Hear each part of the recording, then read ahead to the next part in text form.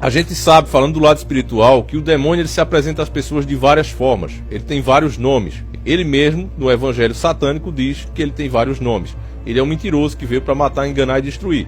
E de fato, ele se apresenta de várias formas em diversas culturas do mundo. Mas o que é mais intrigante é que essas entidades que se apresentam com outros nomes pedem basicamente a mesma coisa. É praticamente unânime que o sacrifício de sangue é uma coisa que fortalece essas criaturas, sejam elas quais forem, tenha elas o nome que for. Isso é um ponto que liga elas. Todos acreditam que o sacrifício de sangue fortalece essas criaturas e permite que elas realizem o sonho daquelas pessoas que estão ofertando isso. Então, é uma coisa que você já vê por aí, que de fato sai do mesmo lugar, tá certo? Então já fica aí ciente.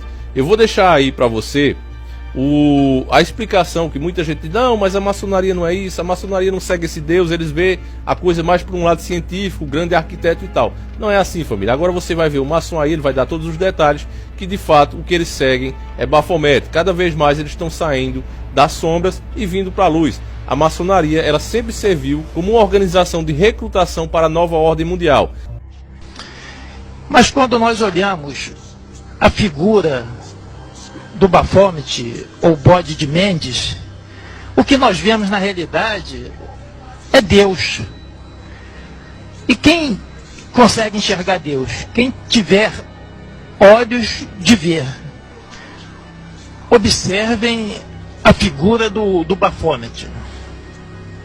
Ela tem seios, os seios femininos. O que quer dizer esses seios? É a mãe, de onde todos nascem. A figura do Baphomet, ela tem chifres. Miguel Ângelo, quando retrata Moisés, ele retrata com chifres.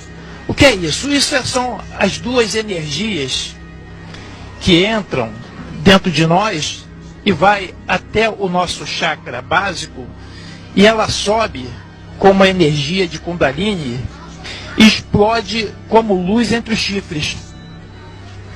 Então o que nós vemos ali é luz. O que nós vemos mais? Nós vemos também o falo. O falo nós vemos na figura do caduceu de Mercúrio. São duas serpentes, e essas serpentes elas estão na horizontal. Elas não estão na vertical. Não são serpentes rastejantes, mas elas estão indo em direção da luz.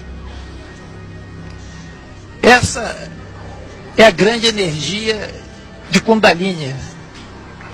Nós temos também nesta figura uma mão para cima, uma mão para baixo. Um desses braços é feminino e o outro é masculino.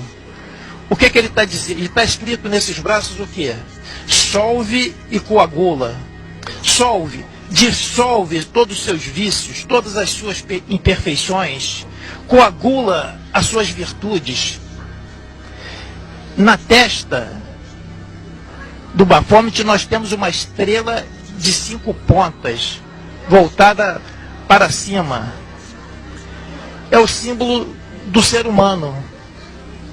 Nós temos duas luas, uma clara e uma negra. Nós temos aí os opostos, o positivo e o negativo. Essa figura do Baphomet, ele está sentado sobre o quadrado. O quadrado é que ele domina a personalidade grosseira do homem. Ele já tem o domínio sobre essa personalidade. E se nós observarmos, ele tem asas. Asas nós podemos ligar ao elemento ar. Ele tem o fogo, que é a luz. Ele tem escamas que estão ali representando a água. E as patas de animais estão sobre a terra. Então nós temos também os 4 elementos. Então quando nós começamos a observar todos esses detalhes no Baphomet, nesse bode, nós percebemos Deus. Contra fatos não há argumento, família. Não há o que negar. Se você não quer aceitar, tudo bem. Mas eu mesmo não tenho problema nenhum que a galera sirva a maçonaria, eu não tenho problema nenhum que a pessoa adore a Satanás, não tenho problema nenhum com isso. Deus deixou o livre-arbítrio e nós construímos a Constituição para garantir que as pessoas sejam livres e sigam o que elas quiserem seguir.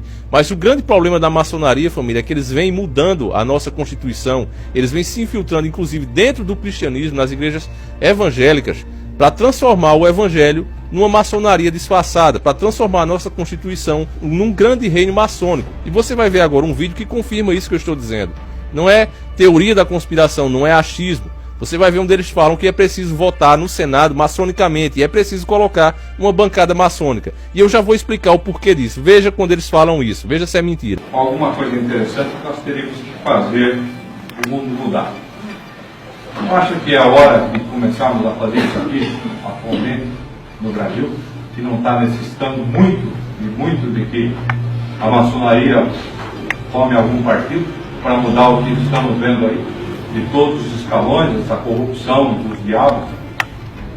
Mano, olha, eu vou te dizer uma coisa.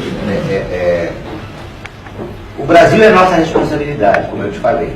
A maçonaria inventou o Brasil. A maçonaria inventou o Brasil. O Brasil é nossa responsabilidade, mais do que qualquer outra pessoa. Nós, além de sermos brasileiros e temos a responsabilidade de o que os brasileiros têm sobre o Brasil, nós temos uma responsabilidade extra, que é aquela que a maçonaria nos dá. Eu vou te contar um fato engraçado que vocês vão achar estranho. Lá em Brasília, no Congresso, por exemplo, existe uma bancada evangélica. Bancada evangélica são evangélicos das mais diversas denominações, nos mais diversos partidos, que em determinadas questões se juntam para votar juntos.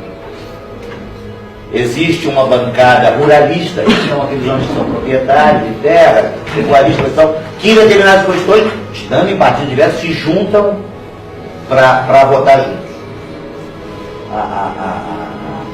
A linda deputada Cida Costa disse que existe uma bancada se a chamar de menos que linda, vou ter problema. Diz que existe uma bancada de mulheres e na bancada de mulheres toda vota junta, não importa o partido. Existe uma bancada do cão de fila, os criadores de cão de fila no Congresso brasileiro, que votam todos juntos em questões principais.